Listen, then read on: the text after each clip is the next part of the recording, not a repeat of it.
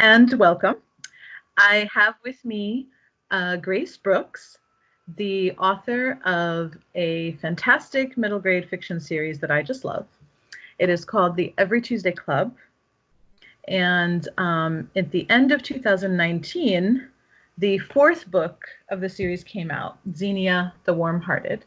I have it on my Kindle here, but Grace, you have the hard copies you can show us. So the series starts with Queen Abigail the Wise, then it continues with Vanessa the Wonder Worker, and then you have a short story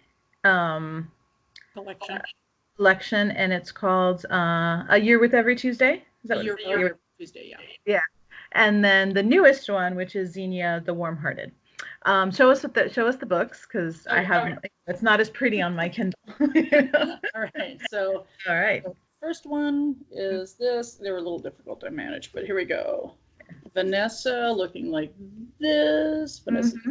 Great. Wonder Worker. I gave myself too many W's, and I get the second one, the fourth one mixed up. Here's A Year of Every Tuesday with the girls all posing together, and then here's Xenia the Warm-Hearted that just came out. So, I've already told you how much I love this series. So why don't you tell us a little bit about yourself, where you live, where you go to church, a little bit about family. Okay. So I am living right now in Las Vegas. I've been here the last 7 years with my husband, Greg. We go to St. Paul the Apostle Orthodox Church here in Vegas. I have, as far as just a quick background, bio sketch or whatever, grew up in a military family, so we traveled around constantly. I have memories from England, from Virginia and Georgia and California, and we just dotted around all the time. When I, sort of settled down in my 20s and stuff, I was in California. That's in Southern California. That's where I converted into the Orthodox Church with that evangelical Orthodox Church movement that people know of. And so that was mid to late 80s. I'm in my 20s or whatever. Met my husband, Greg, and we were married in St. Barnabas Orthodox Church in Costa Mesa. There, I give them a shout out. And moved from there to to Indiana, to Kansas City, to Phoenix, and now Las Vegas. And nothing much else to add. My work world is I was an art major and then became a graphic artist and worked with newspapers, became a freelance graphic artist, and that's what I do for a living. And then a couple of years ago, I started writing books out of nowhere. And that explains all the fun illustrations.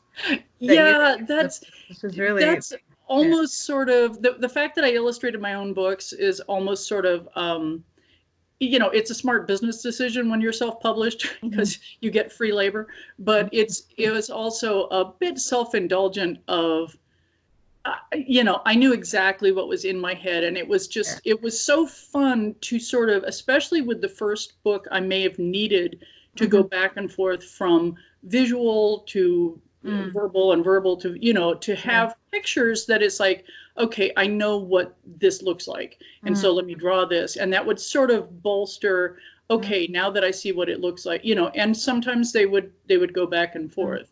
I'd have one and I didn't have the other. So the illustrations helped you in the writing process itself? I think so. And then as the books have gone along, my characters age up, the illustrations have gotten less and less. And that's the thing. I'm always waiting for someone to complain about that if they really love them. They're very cute in the first one, and I love doing them. With every successive book, I found that they were sort of interfering more than they were helping.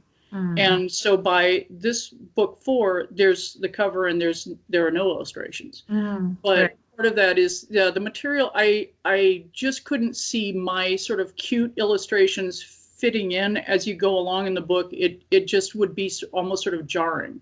And so I made a decision as they've sort of aged up to take the sort of to dial down the cuteness, not because I hope there's still, a cute factor, but that it would all be of a sameness. Right.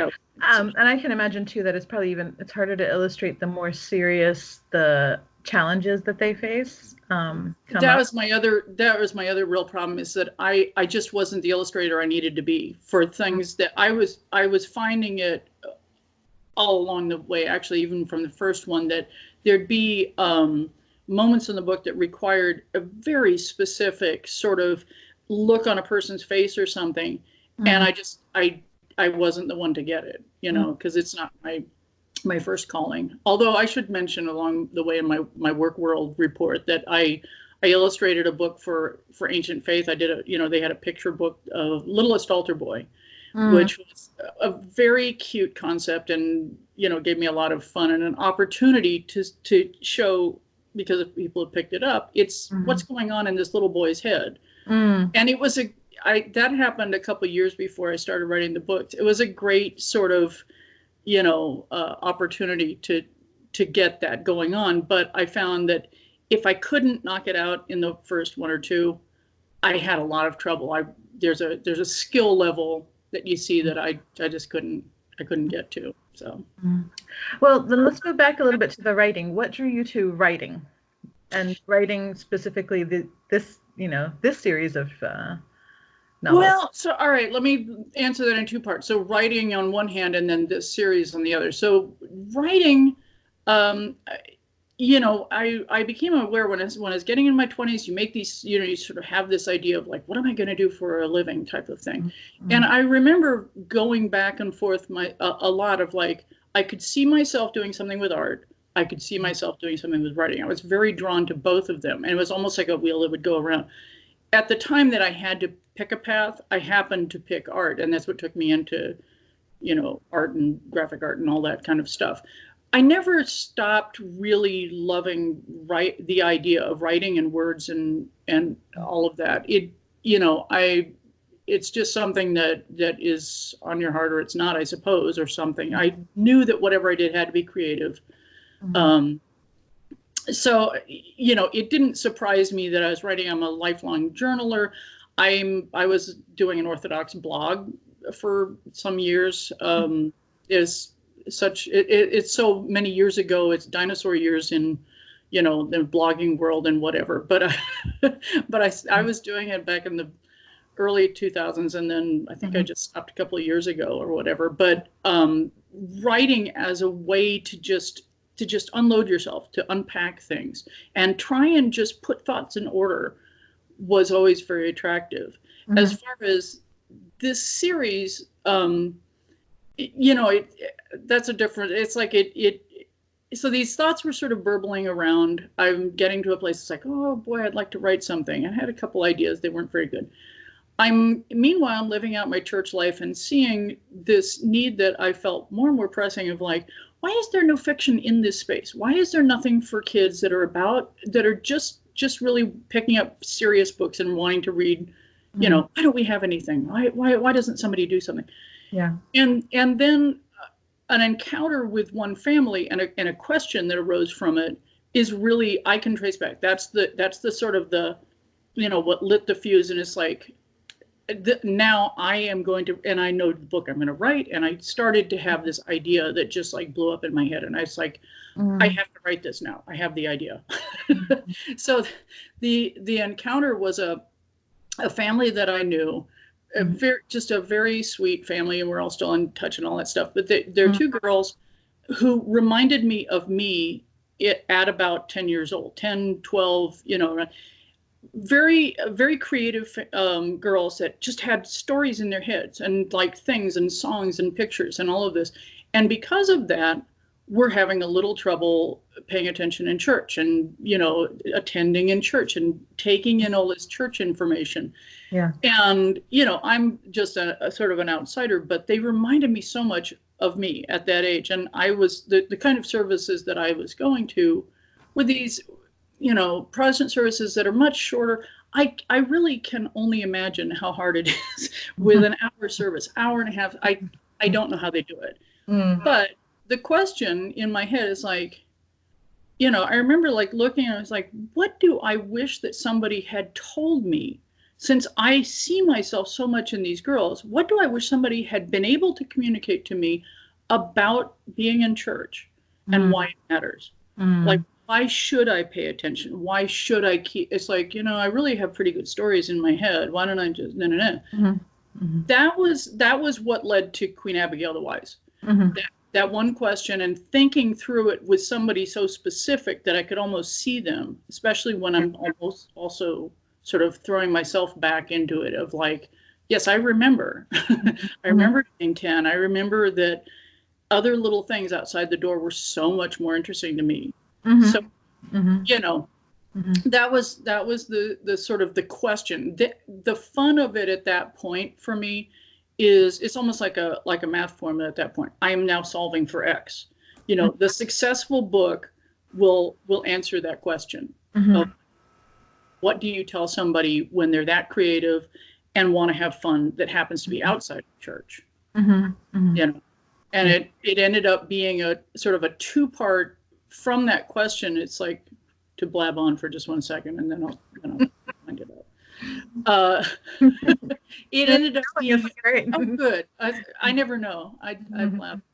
It ended up from that one question, 2 answers that I thought of. One is like, I wish that somebody had told me that life goes on in church, that the life in church is the good stuff. It's not like the good life or whatever. The fun all begins, and the what do you want to say, the things that matter to you when you're 10, 11, 12, that they all begin outside of the doors. It's like, no, there's life in here. You just you may not see it all the time, but because especially in the Orthodox Church, of course, it's like there are certain rules to how you do things, and it looks a certain way, and when the priest says this, we all say this, and it can look like it's sort of formulated. It's like, no, you have to open your eyes. This is where you meet, this is where you meet the Lord. This is where it all begins, or else what happens outside doesn't matter. If all you have is that, then you don't realize what you've lost. And the world isn't going to tell you, because there are some things they just don't seem to know. Yeah. So that was one thing, is open your eyes to the life that's going on right here. Just because there are worship services doesn't mean we're not all still people. There's not humanity like doing things in these kinetic interactions we have. And the other was, what was the other one? Darn, there's another one and I've forgotten it now. It'll come. Yeah, it'll come back to me, because I think it's the bigger point. But anyway, we'll move on, and then I'll suddenly blurt out when it'll come out and you just say it, no problem. Okay. But from what you're saying, what's interesting though, and what I love about the books is, despite the fact that kind of in the back of your head you have this I guess lesson or message, it doesn't come across as a didactic story. It's very much in her shoes, when we're talking about Abigail, and in fact all of them. The story is very much in their shoes, really from their perspective, and there actually isn't much preaching or teaching going on, so much as they're going through life and facing different challenges and connecting to their community to try to overcome them. And that was, it was very important to me not to do the kind of book that, again, it helps to, have an inner 10-year-old, but it's like, I remember these grown-up books that it's like, but you're talking to each other, really, basically. You're telling me what you want me to, how you want me to feel, or how you want me to. And it's like, no, remember, so when Abigail so her problem to solve is that she doesn't pay attention in church. She's getting in trouble for it. She has this discussion with her priest, and he shows her an icon that her idea is, if I can have that, I think I can do this. It just like and from that point, it's like, okay, that's the quest of the first book, is he makes a deal with her. I will get you that icon if you'll go to work on what is her mission in her heart, which is she wants to help people. She wants to do things that matter. She in turn reaches out and says to herself, it's like, I need some help, and gets these other 4 girls that they all have been thrown in together in church in a sort of an accidental way, don't really have that much in common or care for each other. But she just decides we're going to be a club. She's one of those people that is just walking around with little plans all the time. So, that it gave me a chance to sort of marry up a fondness that I had growing up that I had a reason to believe was sort of universal, of like, girls love having little clubs and and making these sort of, wouldn't it be great if we all did these things together? And so that becomes the every Tuesday club that I sort of follow, as they get older and everything. But the idea was to, in the first place, replicate these books. I remembered very fondly when I was growing up. I liked the Beverly Cleary series that is like Ramona and Beasley and Ellen Tibbetts, and I can't even remember all the names. I just loved them. Henry Huggins and and I especially loved him, and actually sort of tried to reference him a little bit when I had the Xenia book, because she's a problem solver too. Like, he has these interesting problems to solve, and wouldn't it be exciting? So, I just remembered those so fondly that I thought, surely there's still room. There's, that's still like close to, a tweener's heart to do something that's sort of meaningful somehow. And yet you're also having, it's like, tell me how to interact. Tell me how this is going to work with my little friends, because sometimes it works and sometimes stuff happens. And I don't, and that, the other interesting part for me in doing the series, like this is like trying to figure out life things that go through your whole life. I mean, that's, I'm in my 50s, and it's still like, I'm still trying to figure that out. Like, we had this interaction and it went wrong, and what happened? Yeah. But I, that was my thought of like, be able to sort of tap into what worked on those books, but also, there are life lessons and stuff, but I don't want it to feel like life lessons. As soon as it feels like that, it sort of kills the, kills a lot that's good about it. Yeah, it kills the story. Yeah, that too. Nobody's going to pick up a novel for a life lesson. They're going to pick up a novel for a great story. Yeah. And really, that's, I'm reading these books right now as ebooks because my kids are still a little bit too young. At least my daughter is a little bit too young for the series. So I purchased them for friends, and then I've, read the books myself as ebooks. And I remember at the time I'd finished Queen Abigail, and Vanessa the Wonder Worker had already come out, and Kindle lets you, like, it tells you, do you want to read the next book? And I click yes and start the next book right away, because I really, as an adult, I was really engaged in the story and in their friendship, in the problems they solve, and also just the friendship that blossoms, right? Because they weren't really friends in the beginning, and how they and I was wondering, did you have a group of friends like this growing up that you could draw on?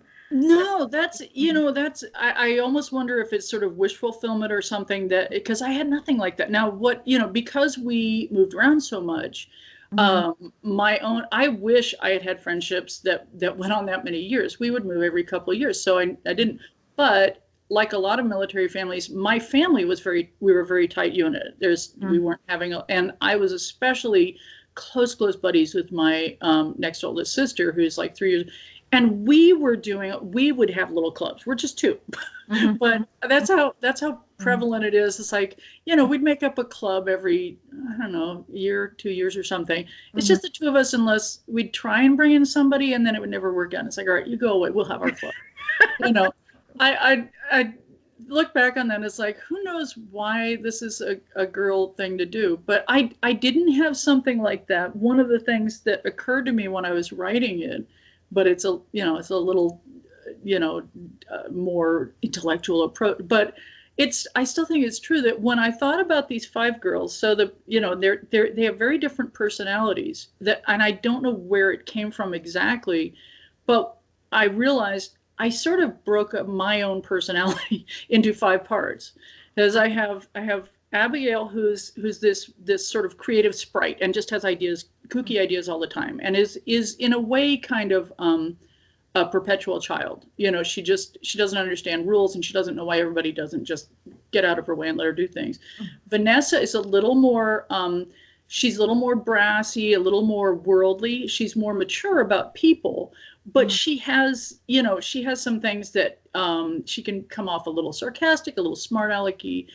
Fotini is this very goody sort of almost prissy sort of church girl. Xenia is very geeky and nerdy and has a way of saying things that just, you know, people are just, they don't know like where that came from or what they should do. They come off inappropriate almost. And then Maggie is just this very sweet, you know, she's the girl that people can approve of. She comes from this good family. She's very pretty and she says the right thing and all of that, you know, and they all were, it was having conversations with all five of them was very easy for me to do. And it's one of the, you know, you get back some surprise feedback afterwards and you know, some compliment that I got that I never even thought about at the time is people would say that for a book with five girls talking sometimes at the same time, it's great that you're so clear on who is speaking and where they're coming from.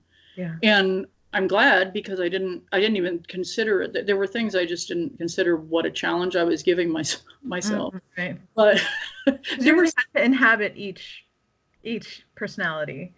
Yes. And very quirky in their own ways, each one. And I really do, like a good grandmother, I love them all. I you know, it hasn't been that much of a chore to go from writing from Abigail's point of view, from where she was coming from, her inner voice, over to Vanessa. And that was the first one that I was worried about. It was the first, you know, when I was winding up the first book, I'm already thinking, boy, this could be a series, boy, you know, and kind of, you know, what are you getting yourself into? If you write a second one, everyone thinks you go all through it, you know. But from feedback I got from some other young readers, actually, especially the girl in the family I was talking about, one of the first things she said is like, you know, because I've said, who are you, of the girls, which one are you most interested in? Vanessa. I know, you know, I want to see what happens with Vanessa. Right. And Vanessa, I thought would be the hardest one for me. I don't, you know, I'm probably kind of a smart aleck, but in life, in my interactions, that was never who I was. I was probably more the reticent sort of prig. So it turned out to be very easy to get into Vanessa. And then I sort of took a break from getting inside the girls. I had stories I wanted to just sort of gather together. So the third one is almost a break with that. And just, it's more like advancing the plot of this club, of maybe their life together, of growing up. And then you come into Xenia, who I probably was sort of secretly dying to do a Xenia book from the beginning, because I love the geek personality sort of, you know, it cracks me up all the time looking back on all these times. And I thought I was being brilliant when I'm 12 and I said something so weird that, that nobody could think of it. It's like, what is wrong with everybody? And now I look back, it's like, no, I get it. I know why they couldn't say it. That was really weird, you know. Yeah. Well, you know, that brings me actually to my next question about Xenia specifically. As the books progress, the challenges do get a little bit more serious. Even Vanessa's challenges aren't as, you know, they're not 10-year-old challenges anymore. They're a little, she does face some very interesting, both in family and also at school. And so when we get to Xenia, you know, and I don't want to give away too much in the book, Xenia faces some really serious stuff, a lot of stuff that we hear about in the news right now. Why did you pick Xenia to go through that? You know, it's an interesting question. It's like I almost felt like I didn't pick Xenia for that. When I got to Xenia, the struggle, you know, that struggle became the most prevalent way to answer the question. Oh, I thought of the second thing because this will be germane. My other question to solve with these books is thinking of this girl, and now at this point I have this canonical universe. I sort of know these girls. The question to solve is like, what does it take to wake them up? to the reality of the faith that we talk about. You know, here, if you've grown up in church, you've received information, you know, you've been brought to church, you've seen the icons, you've gone through the feasts and all this stuff. But my observation about cradle Orthodox that I think is true, and I know is true as a convert, there are, you know, and sometimes it's multiple moments, but there are moments when it just is alive. You know, you come to this moment of crisis, and it's everything is, you know, you have many of these little decision points in your life. What do you believe right now? You know, you've been hearing all this, you've been taking in other people's information. Right now, this person, do you believe this or not? Do you believe, you know, do you believe in the reality of God alive this moment, you know, all knowing, all powerful, active, intelligent? You know, do you believe that and you go this way, which is a much harder path? Or are you going to just sort of pretend like you didn't see that and you just keep going the easy way? You know, so that was the solving for Vanessa of like, what would it take for a girl like this who's very worldly, you know, and may be inclined to sort of would be rewarded by the world for going in a very sort of glam direction. What does it take for her to have a moment of truth? And then, you know, like I said, skipped over for a year, coming to Xenia, who's this very speaking as somebody who sort of has that going on in my personality, you can be very detached. And the danger, especially, I make her a gaming, you know, getting into the gaming culture because I also sort of understand that. The problem is getting dissociated from where other people are, because you're busy being, you know, you have your own intelligence. And I have this sort of dialogue that she has from time to time in the book. Her brain just tells her things. You know, she's she's crazy smart in some ways, in sort of book learning ways and that sort of thing. She's terribly obtuse about people. But my question to myself is like, okay, being that way, what are you going to do? What is your moment of truth, and what does it look like? And that has taken me into I think even with Abigail, I got into material that was more gritty than I really wanted. I think even Abigail is a bit of a gritty book in some ways. In terms of, I really was looking for crisis moments that you couldn't just sort of go, oh, that's cute. Oh, that doesn't matter. It's like, no, these things matter. They're terribly important. Yeah. And in order to sort of make the point, I made them things that had more and more of a sort of a real world application. Xenia's was the hardest, and you know, I am still sort of conflicted about, with this book, I really need to tell parents, it's like, if you think this is for your 8-year-old, please, like, be careful. Yeah. Whatever. Just be careful, because it's not, you know, I'm always quick to say, it's like, it's not what I'd call R-rated. I you know, consciously stay away from ridiculous, like, sexual situation things that you see on television for a young audience. I think that's crazy. But I'm not drawing back from how just gritty things can become. And part of that was, so in answer to your question, that struggle sort of picked Xenia. I almost feel like when I was thinking of her, again, when I'm sort of putting myself in that place, it's like, if I'm thinking about what I want to tell somebody who is having those kinds of problems of like, I don't know how to relate to people. I don't know why I should like try hard to relate to people. They're very difficult for me. Meanwhile, I have screens that I can sit in front of. I can just sort of unhook from all of that. Part of it is like, okay, first off, you just have to. And that's the beginning of Xenia's problem that we begin with, is just, she comes to a kind of a problem at the beginning of the book that, never mind, but it puts in front of everyone. It's like, she has to go to work on this. She has to really, you know, and it's I have my sort of gimmick of these girls, as they come to a problem at the beginning of the book, they almost make a deal with the priest. And I think I just said at this point, it's what they do in this club. You make a deal with the priest, right. You know, and that sort of sets out what their journey is going to be and what the sort of the goal is at the end. Mm-hmm. But what happens along the way is how it gets interesting. And Xenia's begins with, how do I relate to people? How do I just be better? And she's going at it in this very book learned sort of intellectual way of like, well, I'll read up on it and I'll go online and I'll do this stuff. And she begins to find out all of the ways that just it does not work. I mean, you can try all you want and get the best. I have so much fun with her, and it's almost self-indulgent. I love my characters, but I love the comic relief of my characters, Yeah. and I have way too much fun with these sort of very self-conscious, terribly earnest approaches that she takes Right. that are really so off. And but along the way, when you start even trying to do that, my little hypothesis is you'll begin to find what's really going on with people. And Mm. it can be really, it can be shocking sometimes, and it can be hard, but it's like, it is also where life is lived out. You Mm-hmm. can't, if you're going to draw back away from that, you're going to live in a hermitage.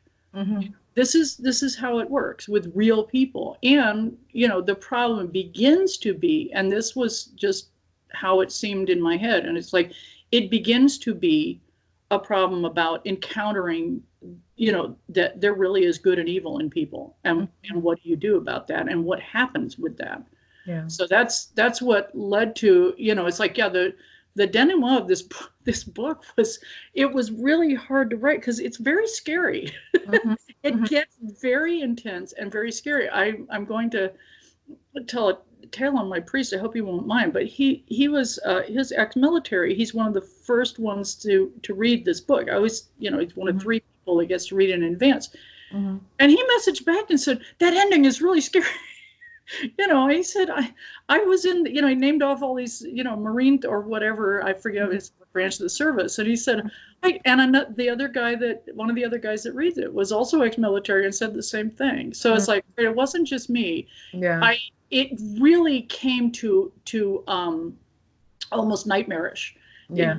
to write through. And like I said, I'm very conflicted about that. I hope it is not, I hope I don't have to add a trigger warning, but I really, to make the point I wanted, I really did not want people to miss that the language that we use is in the church about the fallenness of this world, which I think, kids, if they've grown up in the church, you hear it. We have very strong language in that comes through in even our hymnology and our prayers about the fallenness of the world. It's like, but if you're, whatever, you're a tween or you're a teenager now, what does that actually look like? And what do you actually do about it? Mm-hmm. Mm-hmm. Yeah. Yeah. Yeah. It does, there is, this book is very, very clear about the fact that there is evil in the world. And it is, that ending, it gets really frightening because she does face, unlike the other one, she does face real danger. Yeah. And that is frightening. At the same time, these things do happen. Perhaps not the specific situation that she was in, but these things happen to children her age and younger. And so it's something that needs to be faced. And I think, I couldn't put it, I was so, I was sitting with so much tension, but I couldn't put it down. I just had to, I just had to find out what was going to happen. I had somebody say that one of the guys who was reading it said, I read through the last 300 pages at once. Like he just, which is, again, it's one of those compliments I wouldn't ask for, but it's like, it's terribly good. One of the things I really wanted out of it was I wanted that level of, I wanted to make the point, but without the evil that I'm referencing being the stuff that you just see endlessly on television. And I really, I'm not a parent, but these things concern me a lot, that it's like their version of what you should be afraid of is always the same couple of things that I think, okay, those are bad things, being abducted, being like, and all these sort of awful, like sexual predator, I don't know what else. And it's like, Mhm. Those are bad. But one of the things I really want out of the book is like, this isn't an awareness campaign about, domestic violence or child abduction or, anything that could be on, Law and Order SVU or something like that. Mhm. Because I think the real situations are they're actually much more dramatic than that. And they're very different. You have everybody watching out for a thing and missing what happens in their real life, Mhm. you Mhm. know. Mhm. But Yeah. yeah, I didn't, it was too bad for it to be gritty. And on my thought to myself is like, I want to take a if I'm in control, and I'm not always, of what ideas come to me, I really would like for the next book to be not be, sort of a white knuckle thing like that. Then, you know, Yeah. but Yeah. I'm led around by what ideas come to me, and that's people would sort Yeah. of say, well, what do you do next? It's like, I don't know. I Mm. wait till the idea, and then I'll know. Mm. There's this one scene in the book that's sort of a side character scene that I just loved, and that's when she gets Fotini involved. Um, and there's a moment, I don't want to give away too much, but this does happen a little bit earlier in the story where Fotini does something really judgmental, and Xenia calls her on it. And she goes to a corner, like she steps away, goes to a corner or something, and has some quiet time with herself. She may have been praying the Jesus prayer or something, and then she does this. She repents of what she does, and she apologizes to somebody for it, which completely disarms everybody. Nobody expected Yeah. that from her. Even I almost didn't expect it because she does come off as the more prissy, I know a lot about church um, Yeah. kind of personality, and yet she is sincere about Yeah. That's and that exactly scene, right. yeah, and that scene, was just I just loved it, and it made me wonder. So is Fotini next? I'm pretty sure that Fotini is next. I even, careful readers will note that I often at the end of the book am kind of writing myself a check of like, Mm, okay, I'm putting something out there that I will have to get back to. At the time I do that, I really have no idea what I'm doing. Like the at the end of the Vanessa book, I have this sort of holy person that they've come in contact with mm, almost give what amount to like prophetic utterances about what will happen with each of them, what has happened with, but what will happen. mm, And that that is sort of revisited mm, in the third book. It gets referenced that they remember. It's like, and that one of the things she said, which I felt safe in putting in the second book, mm, is that she says, well, I think Xenia will go next. So mm. everyone knew. I mean, the friends that I have that give it, I know Xenia is going next because you told me Mhm. that. Now I So have to go back and read and find out what's going on. it's really, yeah, careful reader, like whatever. There's a lot of stuff that and I have a lot of fun with little inside jokes, with developing up other characters and things that I hope are not just like ridiculous if you don't care that much. But uh, so end of this one, and I originally had a different ending that had Fotini much more involved, and I just decided I didn't want to paint myself into a corner that much because I really didn't know where I was going with the next one. But I've already there are like a couple little things in this book that are pointing to the to the Fotini book, Mhm, and so I'm pretty sure that's the next one. mhm, What I will say about Fotini, I don't know. It will be that same idea, mhm, my sort of solve for X of like, okay, someone like Fotini, and we all know this person, and we've all been this person of like this kind of hyperdox, like a little, it's like I'm just so, so perfect, and a little, in school it's that kind of goody goody. mhm, In church, it's just the one who's so out there sometimes that you're having trouble not rolling your eyes. mhm, But to get back to what you're saying, I really kind of love Fotini. I mhm, love putting her into things because she's such a good placeholder for both the sincere moments, but also the ones that, if we're going to be really honest with ourselves, are a little insincere.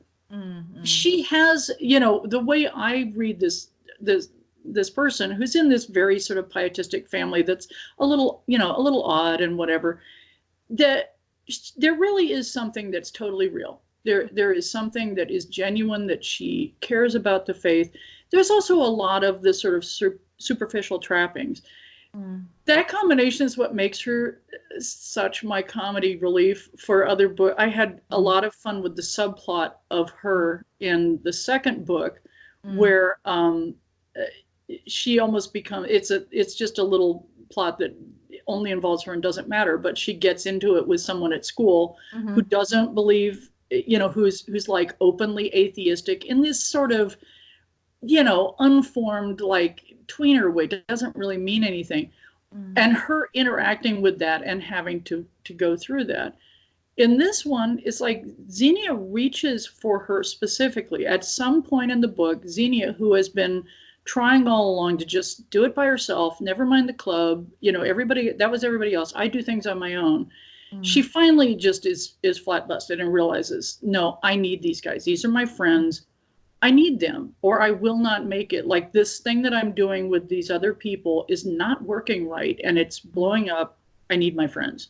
Yeah. And the first one that she really reaches out to is Fotini, brings her along. And then, as you said, this thing happens, and it just goes, it's supposed to work out well. Fotini's supposed to help. It all goes really, really badly. Mm. And in exactly the way that it was bound to, given that Fotini is pretty out of it, and that the other kids in this group, because it's only, they're interacting with 3 other kids, Mm. are the type that you just meet all the time, who are in their own, they are in their own character arc, but they're really pretty raspy and have their own problems, some of which some of which you just don't know what's going on with them. Mm. So, it's more a thing of like, with every one of the girls, and plus I'm heading towards a finish line that I had in mind when I was figuring out what Xenia's problem was and how I was going to solve it. One Mm. of the things that I knew about her is, like, she is going to need help. Like, she cannot get this moment of crisis that I think of, that I talk about. That kind of person is like what I have been finding with every one of the girls in this series is, like, they all need help. Mm. Abigail needed my priest, Father Andrew, who's this, larger than life, like, perfect priest, but she Mm. needed him to to guide her through the process. Vanessa, kind of needed the other girls, but she needed this holy woman that she Mm. just, encountered and then came along. So when it came to Xenia, it's like, well, what has Xenia got? I don't think she'll lean on the priest. And it's like, she needs her friends. She doesn't know she does, but she does. That's Mm. a person who is sort of detached that way and dissociated. Mm. So at a point in where she starts reaching for him, I knew it's like, okay, she has to reach out to Fotini and have it kind of, and learn something. Mm. And that's what that moment is actually all about, is in the end, Xenia needs to see that scene that happens just like that, of like, when it's not that Fotini gets along any better with people than she does. Mm. It's that she has a different toolbox. So even though she can come off a little superficial sometimes with her churchy stuff, the Mm. fact is, when it all goes badly and it's an absolute disaster, Mm. her response, even though at the time it's this crowded room and there's grown-ups around and stuff, she just withdraws. It's like, I need to get in touch. And Mm. it's both, I need to ask for help from God. Mm. She's that kind of person where it's like, I need to pray right now. And Xenia's looking at us like, what are you talking about? Like, things are happening. Mm. She withdraws and she prays. And when she prays, when she's quiet in her heart, Mm. and sort of plays back the tape of what happened, she knows that it's like, I can't control what the other kids did, Mm. but I was wrong. The way that I blew up and stuff, that some of the things I said are just wrong, and I Mm. can't leave it like this. Yeah. And so, in real life, I have never seen teenagers do something like that. Mm. I don't even know if I were 14 or 15, and a teenager came up and said, I want to apologize to you. I did, what I did was wrong. and just basically that, we'd all just like not know what to say next. It's so Mm-hmm. weird. Mm-hmm. But I had to put, it's like I needed that scene because everything that happens, with Fotini and then with even with my other character Maggie and things that Xenia has just seen about how Maggie interacts, they all feed her ability at the very end when everything blows up. And it is really this basic, almost sort of life and death situation. It's like, I need them actually, and that my idea being that if that's all a person had, if that is the closest then he would he would speak through them to Mm-hmm. this person in order to meet you where you are. Yeah. It's, if all I can do in terms of like, I'm not very good. And this is another theme in the book, is that Xenia herself, in spite of, being in church, being around these church girls who have now, at least two of them, a very personal relationship with Christ. And Xenia is aware that she doesn't have that. Mm-hmm. And when things have gone to a point where she really needs help, that my idea is, if this is all you had, God would talk to you through that.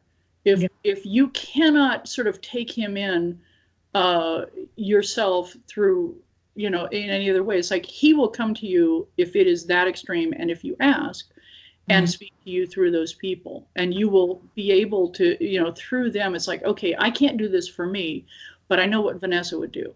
Yeah. I can't, myself, I cannot possibly handle what's going on right now, but I know what Maggie would do if she was here, Yeah. and so on. And that becomes how things are sort of acted out. And it was, um, some of these things that, as I say, they just come on their own schedule, sort of thing. I was amazed. That still has a lot of power for me. When I first had that idea, it was just crazy exciting, and I had to just sit on it for like 2 years until I could put it in writing. Yeah. But you know, Mm-hmm. Yeah. And that's what I just love, I love every book in the series, but that aspect of this book that is about really relying on your community, and it is your community that gets you through this time, sometimes by physical presence, and other times just by having had that relationship. You can get through some really, really like really crazy difficulties. And so um, I'm would like to let you know that every year I actually choose a book for my blog's Being in Community Book of the Year. And although we're in 2020, in 2019, I read this book in 2019 when it came out in November. But the year was a very busy year, and it kind of time got away with me. But I said no, in January I'll announce it. and oh, so and so I am announcing that Xenia the Warm-Hearted is the 2019 Being in Community Book of the Year. yay! Oh, I'm so proud. So Proud. I'm really thrilled to feature the book and to feature the series. I think it's just a fantastic way to, number one, just enjoy a great story, and then also just a beautiful illustration of how to rely on your relationship with God, your relationship with your community, to get through life. To get through life, really, Oh, and and so it's just, I think it's beautiful. It's enjoyable. It's a series I recommend for any tween going on teen age group. And I will say, I don't even think it's just girls that like clubs. The boys like clubs too, and they make their own. There's another fun little series for the younger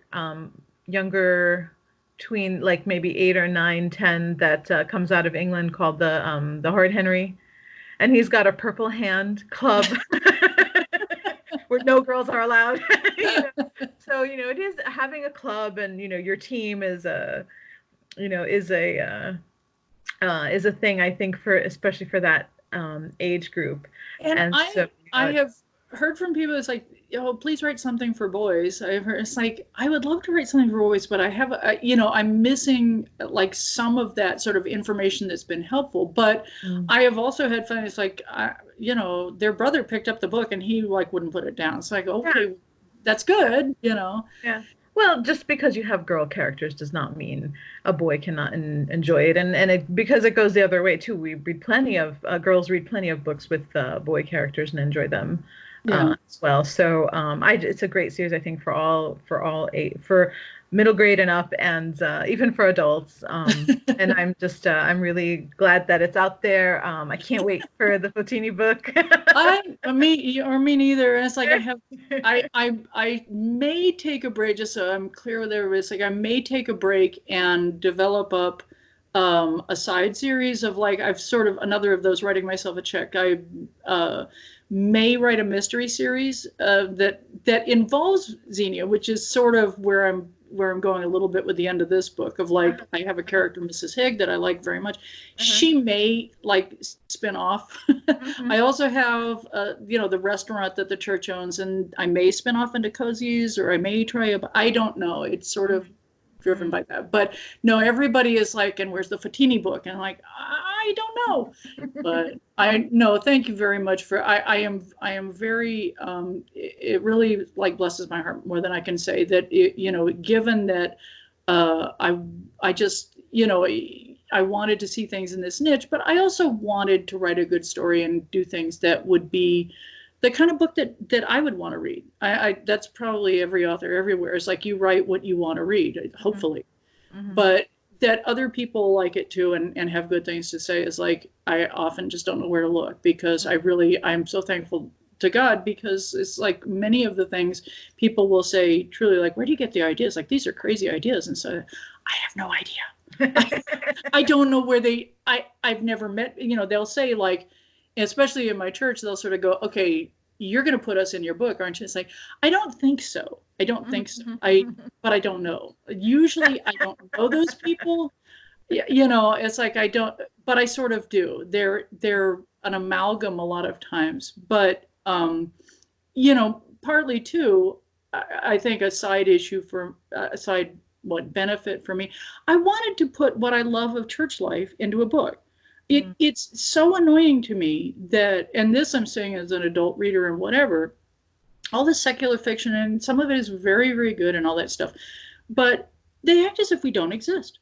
They act as if believing people who are also having a human life, who are also, really, really believe in this stuff and bring it to bear on their life choices. It's like, we're not supposed to be there, and they don't tell our story. And it's like, okay, we better start telling this story, even if we're doing it haphazard and maybe, some of it doesn't make sense. I want to tell this story. And I want, sometimes I want to make whatever point. Sometimes I just plain want it to be delightful, because I'm thinking of, there's one of the short stories in the anthology book, the third book, that's just following a baptism. And part of that is because I went to a baptism like, baptisms are so neat. And this is the thing, if you're secular, do you ever see something like this? It's just so beautiful on so many levels. Everyone's happy. It's cute, and yet it's heartwarming, and it's meaningful, and there's so much drama in this one service, and what happens, it goes on from there into another direction. But it partly was just for the fun for me. It's like giving yourself the best assignment. It's like, draw this picture, like show a baptism with all of these little human parts that you know so well, and try and make it what everyone relates to, Yeah. And I think a lot of young people in the church definitely will feel those who read the series definitely feel that connection of, oh, there is somebody like me who spends a lot of time here, and how do they get through life? But also those who don't attend church, it's also a nice way to, the way I think you describe what goes on, it is a nice way to get a glimpse, really, of what goes on and how people live with this faith and worship in this faith and try to, go through life with it and what it means for them. So, thank you again for You're this very here. welcome. And thank Thank you for you for joining the me. high honor. Thank you for joining me on this interview, and for all my readers, please, if you haven't already, go out and get started on this series. In honor of the Being in Community Book of the Year, I'm going to give away one of the books in the series. So if you haven't gotten Xenia yet, I will give away a copy of Xenia. If you haven't started, I'll give you a copy of Abigail, Queen Abigail the Wise. If you've only gotten as far as Vanessa, I'll pick a winner, and then they can tell me the book that they want, because everybody has to read this series. It's great. Thank you again, Grace, and looking forward to the Fotini book. Oh, all right. Thank you. Okay, bye bye. Bye.